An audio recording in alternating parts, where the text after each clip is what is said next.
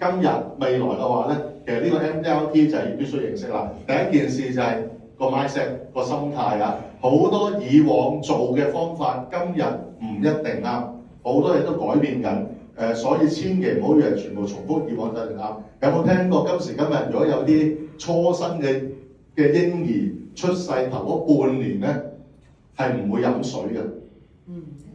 聽過係嘛？係咁樣做法嘅喎，即係你俾我啲細路仔細細個因為咁，我覺得會死嘅喎，係嘛？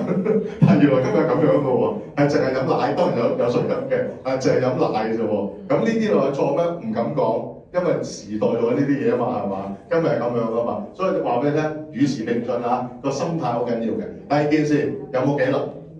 千祈唔好一時做一樣嘢，千祈唔好碎片化管理，個紀律都重要啊。咁亦都要明白咧。風險係避唔開嘅，你做乜嘢都有機會有風險，你唔做嘢都有風險。